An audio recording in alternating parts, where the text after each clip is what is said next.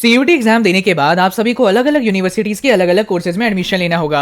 लेकिन क्या आप सभी को पता है कि बहुत सारी ऐसी बड़ी बड़ी यूनिवर्सिटीज हैं जिन्होंने न्यू एजुकेशन पॉलिसी को अडॉप्ट कर लिया है, जिसकी वजह से अब जो कोर्सेज हैं 3 साल की बजाय 4 साल के हो चुके हैं। आपका सवाल होगा कि भैया ये 4th ईयर सबके लिए कंपलसरी हो चुका है क्या?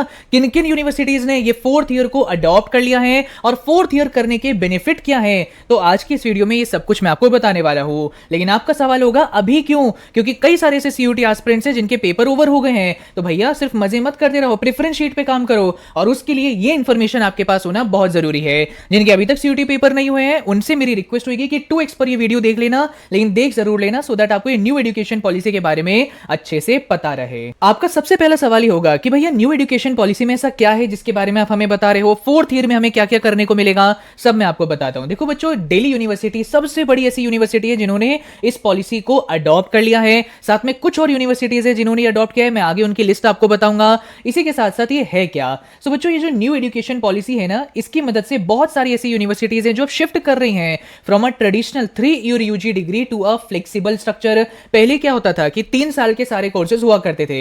अगर आपने बीच में कोई अपना कोर्स छोड़ा तो आपको कुछ नहीं मिलता था, 3 साल कंप्लीट करने ही पड़ेंगे तभी जाके आपको डिग्री मिल पाएगी। लेकिन अब मल्टीपल एंट्री एग्जिट प्रोग्राम्स इनकी तरफ से बनाए गए हैं। जैसे अगर कोई बच्चा फर्स्ट ईयर के बाद सेकंड ईयर तक कंटिन्यू नहीं कर पाता, फर्स्ट ईयर के बाद ही वो अपना कॉलेज छोड़ना चाहता है, तो उसे एक सर्टिफिकेट प्रोवाइड किया जाएगा। सेकंड ईयर के बाद कोई स्टूडेंट कॉलेज छोड़ना चाहता है तो उसे डिप्लोमा प्रोवाइड किया जाएगा। थर्ड ईयर के बाद कोई स्टूडेंट कॉलेज छोड़ना चाहता है तो उसे अपने कोर्स की जो नॉर्मल डिग्री होती है बैचलर्स की, वो प्रोवाइड करी जाएगी। सो 3 साल तक तो आपको मिनिमम कॉलेज करना पड़ेगा अगर आपको डिग्री चाहिए। लेकिन आपको ये 4th ईयर दिख रहा है ना, ये क्या है इसके बारे में मैं आपको बता देता हूं। सो अब क्या है ना, एक फ्लेक्सिबल स्ट्रक्चर फॉलो करने की कोशिश करी जा रही है। सारे कोर्सेज आपके अभी भी 3 साल के ही हैं, लेकिन 1 और ईयर अब ऐड कर दिया गया है, जिसकी वजह से अब ये सारे प्रोग्राम 4 साल के हो गए हैं ना। आपका सवाल होगा कि भैया मुझे आगे चल के ना गवर्नमेंट एग्जाम देने हैं, मैं 3 साल के बाद ही 21 ईयर्स का हो जाऊंगा और मैं सीधा एग्जाम देना चाहता हूं, मुझे 1 और साल एक्स्ट्रा नहीं करना है, तो क्या मैं छोड़ सकता हूं या नहीं छोड़ सकता हूं? तो आपका आंसर है बिल्कुल आप छोड़ सकते हैं। क्यों? क्योंकि ये जो 4th ईयर है ना, ये कंपलसरी नहीं है। लेकिन बच्चों, अगर आप ये 4th ईयर करते हैं तो इसके क्या बेनिफिट्स हैं, क्या आपको एक्स्ट्रा चीजें मिलती हैं, इसके बारे में मैं आगे आपको बताने वाला हूं। लेकिन ये भी तो आप जान लीजिए कि किन किन यूनिवर्सिटीज के अंदर ये particular new education policy implement कर दी गई है, जिसकी वजह से उन यूनिवर्सिटीज के कोर्सेज अब 4 साल के हो गए हैं। सो ये रही वो लिस्ट। दिल्ली यूनिवर्सिटी ने तो अडॉप्ट किया ही है, जो इंडिया की सबसे बड़ी सेंट्रल यूनिवर्सिटी है।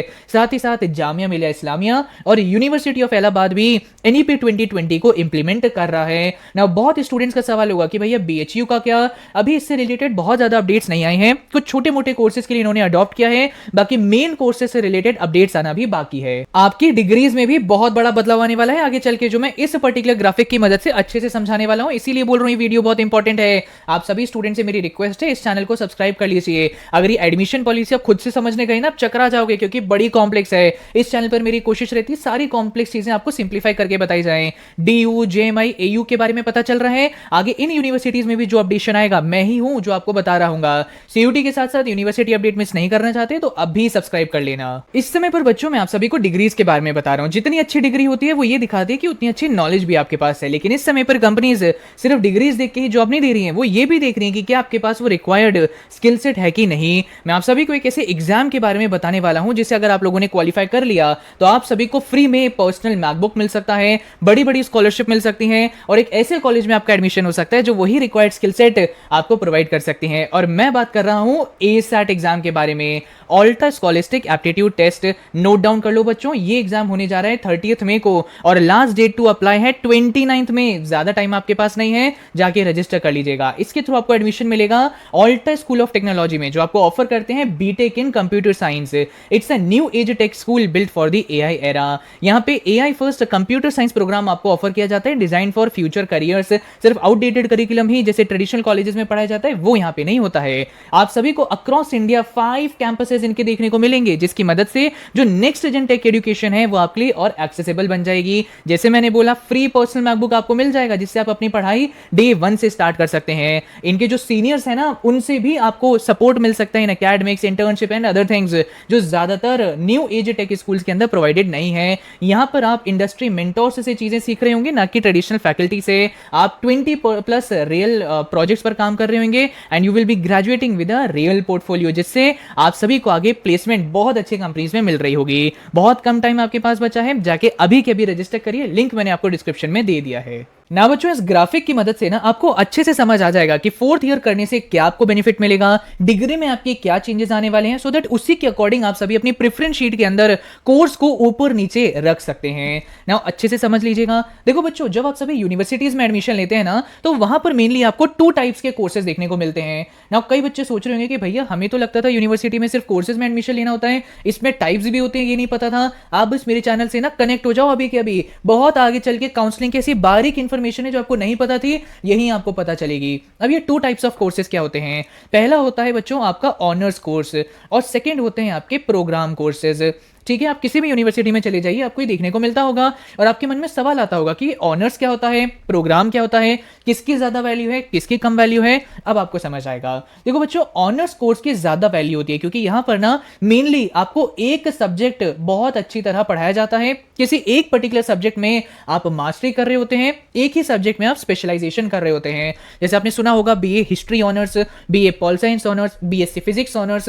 तो ऑनर्स कोर्स में जो मेन सब्जेक्ट है ना आगे लगा हुआ, यही आपको अगले 4 साल तक मेनली पढ़ना पड़ेगा और यही आपको पढ़ाया जाएगा। सो मार्केट वैल्यू किसकी ज्यादा है? ऑनर्स कोर्स की, और इसी वजह से कट ऑफ किसकी ज्यादा होती है?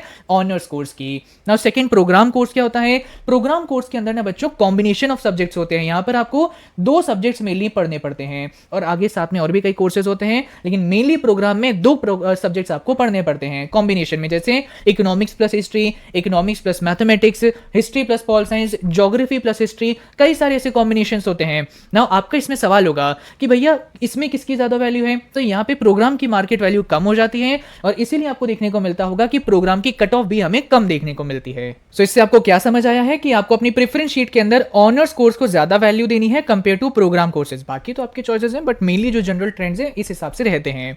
ना आपका सवाल होगा कि भैया मेरे अगर सीयूटी में बहुत अच्छे नंबर आ गए, मुझे ऑनर्स कोर्स में एडमिशन मिल गया, तो 3rd ईयर कंप्लीट करने के बाद कौन सी डिग्री मिलेगी, 4th ईयर कंप्लीट करने के बाद कौन सी डिग्री मिलेगी, मैं आपको अच्छे से समझा देता हूं। सो ईयर 1 एंड 2 के अंदर तो आपके उस कोर्स से रिलेटेड फाउंडेशन क्लियर कराए जाएंगे और कोर्स सब्जेक्ट्स के ऊपर आपका फोकस रहेगा। ईयर 3 जब बच्चों आपका कंप्लीट हो जाएगा, तो इतने सालों से जो बच्चों को 3rd ईयर कंप्लीट करने के बाद जो डिग्री मिलती थी वही आपको भी मिल जाएगी, जो हो गया आपके कोर्स की 3 इयर्स की honours degree.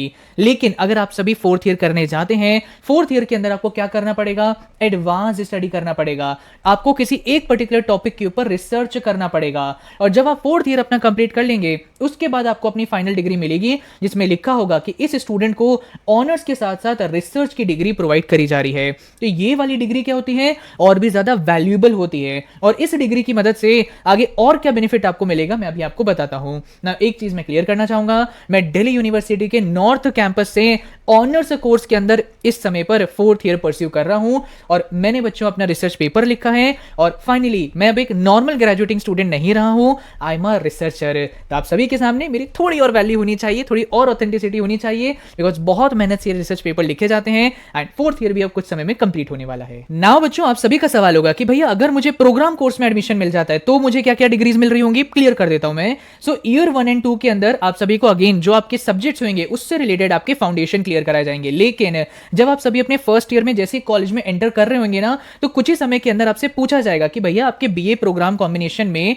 History plus political science आता है, तो इन 2 सब्जेक्ट्स में से आप किसे मेजर रखना चाहेंगे, माइनर रखना चाहेंगे? तो अगर आपने सिलेक्ट किया हिस्ट्री को as a major subject and political science को एज अ माइनर सब्जेक्ट, तो उसके अंदर क्या हो रहा होगा कि आप सभी को ज्यादातर फोकस करना पड़ेगा अपने major subject that is history के ऊपर, एंड थोड़ा बहुत फोकस अपने minor subject that is political science के ऊपर करना पड़ेगा ना। जब आप सभी अपना 3rd ईयर कंप्लीट कर लेंगे और आप आगे 4th ईयर कंटिन्यू नहीं करना चाहेंगे, तो आपको अपनी बेसिक प्रोग्राम की डिग्री मिल जाएगी।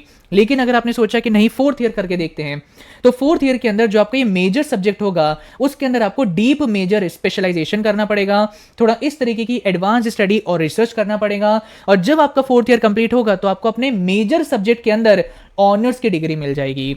सो यहाँ पे एक ऑनर्स का बच्चा जब थर्ड ईयर कंप्लीट करता है, उसके बाद जो इसे डिग्री मिलती है वो एक प्रोग्राम के बच्चे को फोर्थ ईयर करने के बाद मिल जाएगी। बस फर्क ये रहेगा कि आपकी डिग्री के अंदर रिसर्च का मेंशन नहीं रहेगा, ये दिल्ली यूनिवर्सिटी ने क्लियर कर दिया है। तो एक प्रोग्राम का स्टूडेंट अगर थर्ड ईयर के बाद एग्जिट लेता है तो उसे अपनी प्रोग्राम की डिग्री मिल जाएगी, लेकिन अगर फोर्थ ईयर भी करता है तो उसे अपने मेजर सब्जेक्ट के अंदर ऑनर्स डिग्री मिल सकती है। So it's a very very important thing जो आई होप आपको समझ आ गया होगा, बिकॉज इसी के अकॉर्डिंग आप सभी आगे चल के अपने कोर्सेज चूज कर रहे होंगे। आपका सवाल होगा कि भैया एक साल और कर लिया, एक थोड़ी अपग्रेडेड डिग्री हमें मिल जाएगी, इससे क्या फर्क पड़ेगा? देखो बेनिफिट्स क्या क्या रहेंगे। सबसे पहली बात, आप सभी को अपने फोर्थ ईयर में रिसर्च एक्सपोजर मिल जाएगा कि कैसे डिसर्टेशन लिखे जाते हैं, कैसे रिसर्च प्रोजेक्ट जो होते हैं उन्हें करा जाता है, और एक एकेडमिक स्पेशलाइजेशन आपके पास आ जाती है। तो ये तो सारी चीजें पढ़ाई से रिलेटेड हो गई, लेकिन और भी बेनिफिट्स होते हैं। जैसे मेरा एक दोस्त है जो इस समय पर स्कॉटलैंड जा रहा है आगे अपनी हायर एजुकेशन करने, वहां पे उसे फिर और अच्छी प्लेसमेंट्स मिल जाएंगी। एक मेरा दोस्त है जो चाइना जा रहा है, एक दोस्त है जो आई थिंक यूरोप में कहीं पे जा रहे हैं, कोई और दूसरी कंट्री में। तो आप अगर फोर्थ ईयर करते हैं ना, तो उससे फॉरेन एजुकेशन में आपको बहुत बेनिफिट मिलता है, क्योंकि फॉरेन की जो यूनिवर्सिटीज हैं वो 4 ईयर का अंडर ग्रेजुएट डिग्री को ज्यादा वैल्यू देते हैं। तो फॉरेन एजुकेशन आपके लिए और एक्सेसिबल हो जाती है। लेकिन अगर आपने फोर्थ ईयर कंप्लीट किया तो उसमें डिसेंट मार्क्स अगर आपके आ गए, तो उसके बाद बच्चों आपको आगे चल के मास्टर्स करने की जरूरत नहीं पड़ेगी, आप सीधा पीएचडी के लिए भी मूव कर सकते हैं। अगर आपका नेट जीआरएफ क्रैक हो गया ना, तो आप सभी को अपने पीएचडी के दौरान ही 40,000 टू 50,000 रुपीज हर महीने सरकार की तरफ से मिलने भी स्टार्ट हो जाते हैं। तो एक इनकम अपॉर्चुनिटी भी क्रिएट हो जाती है। बाकी आप आगे पीएचडी भी करने लग जाते हैं, साथ ही साथ अपना एंट्रेंस एग्जाम की भी आप तैयारी कर सकते हैं, जैसे गवर्नमेंट एग्जाम्स। और आपको अगर पीएचडी कंप्लीट होती है तो आपके नेम के आगे डॉक्टर भी लग जाएगा। सो डायरेक्ट पीएचडी करने का भी आपको मौका मिलता है, ये एक बहुत बढ़िया बात है। बाकी मैं तो ये फोर्थ ईयर कर रहा हूं बिकॉज मैं एग्जाम की तैयारी कर रहा हूं एंड मैं गैप ईयर नहीं चाहता हूं, and because of that I am doing this fourth year. बाकी ये एक बहुत बढ़िया बात है कि मेरे लिए डायरेक्ट पीएचडी का भी जो पाथ है वो ओपन हो चुका है। सो आई होप सारी चीज़ें मैंने आपके लिए अच्छे से क्लियर कर दी हैं। कोई भी डाउट आपके मन में है तो मुझे कमेंट सेक्शन में बताइएगा। बहुत इंपॉर्टेंट चीज़ थी सीयूटी वालों जो आप सभी को पता रहनी चाहिए, सो दैट इसी के अकॉर्डिंग आप अपनी प्रेफरेंस शीट बना सकें। और भी कोई डाउट है मुझे बताइए, वैसे तो मैंने सारे डाउट क्लियर कर दिए हैं। चैनल सब्सक्राइब करना मत भूलिएगा। Thank you and all the very best.